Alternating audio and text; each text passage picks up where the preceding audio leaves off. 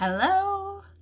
I am excited to share with you about trade shows and vendor tables, all that kind of stuff, because we have some coming up. And it's been a while since we've had the opportunity to participate in them or to register for them and things like that. So Christmas is coming, and I just wanted to do a little bit of training on them. So whether you're doing it on your own or whether you're doing it in a group, some of this is going to be the same and some of it will be a little bit different. So one thing that is the same is that we are not allowed, Mary Kay rule, we're not allowed to sell product at a table. So I know it's weird. You go in, you go anywhere else and everybody's selling products and stuff like that. But that is a rule that Mary Kay has, as that we are not allowed to sell products at a table.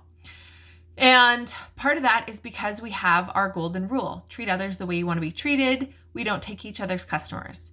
That means that highly increases that chance of happening when somebody comes to the table and they want to buy, oh, I need makeup remover, or oh, I need this, or oh, I need that. Chances are they already have a customer or a consultant, and so therefore we're not allowed to do it. So they just made it straight across: no selling products at a table. You are more than welcome to get their information from them and to connect with them after.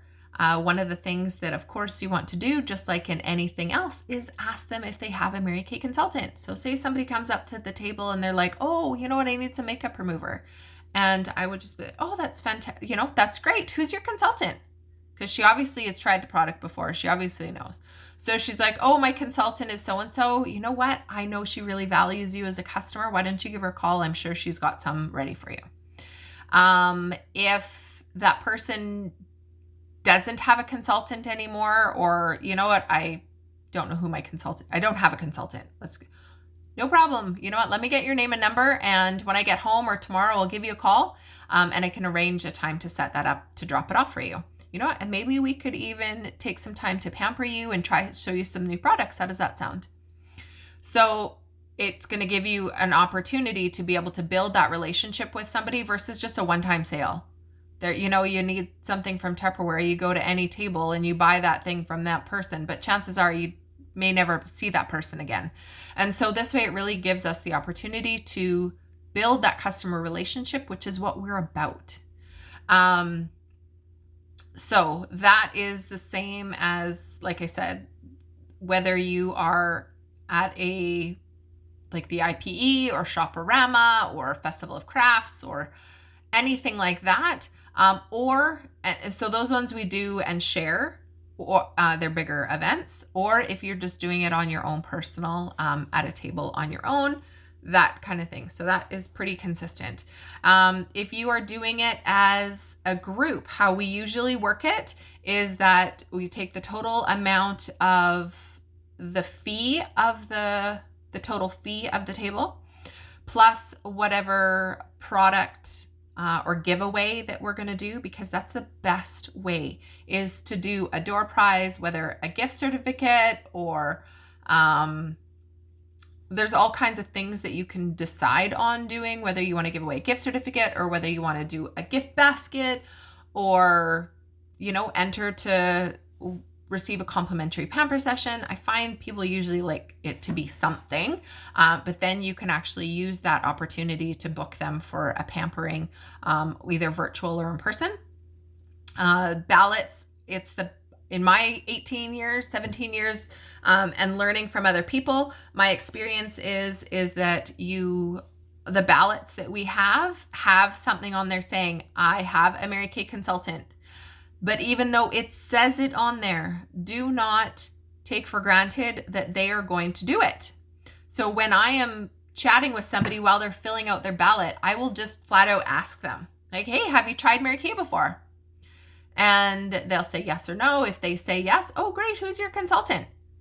And she'll say yes or no, right? Like, oh, I tried it years ago, no problem.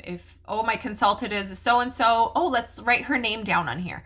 For a couple things. One is, if you know her, just let her know that, so-and-so was by the table today, and give her a call. because I would, love if somebody were to do that to me. And it's happened many times where somebody has given me a call or taken a picture of a ballot with somebody that I've been their consultant, even though I wasn't there.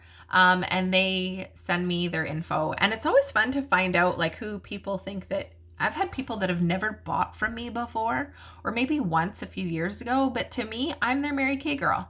And if they ever need something from Mary Kay, they would call me. And then of course there's people that have always, that buy things on a regular basis and they're there and all that kind of stuff. So those are kind of the two ways. Oh, so basically you take that amount and then you split it into however many shifts are being worked. And then say Saturday night is pretty quiet. We actually take the names at the end, or whoever's running it will take all the ballots. They'll sift through them. The ones that have a consultant, they'll separate those, and then they'll take the rest of them and they'll split them up into how many shifts that we had, so that you will have an even number. It doesn't matter if you had like 3 people walk by on a Saturday night. Usually there's more than that, but you know what I mean? So it didn't matter whether you worked a super busy shift or a quiet shift, the numbers, the ballots get split up evenly, and which is a really great, fair way to do it. The other thing to mention is how do we look when we're going at a trade show? And you know what? We are a cosmetic company. So you want to have your Mary Kay face on and your hair done, and you want to look like you're promoting yourself, right? Like we are Mary Kay to everybody else right now. If you live in a small town, if you live in a big town, when people see you, you are the Mary Kay to them. So we need to represent them. You wouldn't go, and I'm not saying anybody's done this, but I'm just using this as an example. If you showed up if you saw somebody working at a table and she was wearing like yoga pants and a t-shirt and, maybe some makeup on, maybe somebody not, but would you want makeup advice from her? Probably not. So you know what, whenever I'm doing these, I always try and make extra effort to add maybe a little bit more mascara, a little bit more eyes, a little lip, like just make sure that you're looking the part, because I promise you 100% you are going to feel more confident. And if you feel more confident, then people are going to be attracted to you. Then, let's see. There's something else I was gonna say. Oh, often at trade shows or bigger events and stuff like that, on a side note, back to ballots and things like that, if you really connect with somebody, usually there's the leeway to add your name to 1 or 2 or a couple of them. Whoever's running it will tell you and let you know. So if you really have a connection with somebody, you can write your name on the top corner of that ballot, and they'll make sure that you get that specific ballot. Anyway, so back to dress and clothes and things like that. Depending on where you're at, comfortable shoes, but you want to make sure that they're cleaned up, they're polished, they're not, all scuffed up and not very nice, because people judge. That's just the way our society is people will judge you, and you have like 3 seconds or less or more. I'm not sure exactly. It used to be longer, but it's less and less because people will judge you. The first, when they look at you, it's like, would I want to buy makeup from that person? Would you go to a hairdresser that has bad hair? Probably not. Oh yeah, getting sidetracked. Okay. So in Mary Kay, I read, in here, Mary Kay has always been about, being women and wearing a skirt and wearing pantyhose. And they have changed that now. And so we're not required to wear pantyhose, and I guess technically not required to wear a skirt either. But you know what? That's one of those things I always remember from Mary Kay showing, she actually there was a study done, and 2 people, they said they were twins, and they had one in a skirt suit and one in a pantsuit. And they sent it out to different professionals, men, women, universities, and did a study out of 100 people, something like that. Out of 100 people, which one did they think, which twin was more successful? And all they had to go by was what they were wearing. That was it. And like 89% of 100 people said that the twin that was wearing the skirt suit was more successful.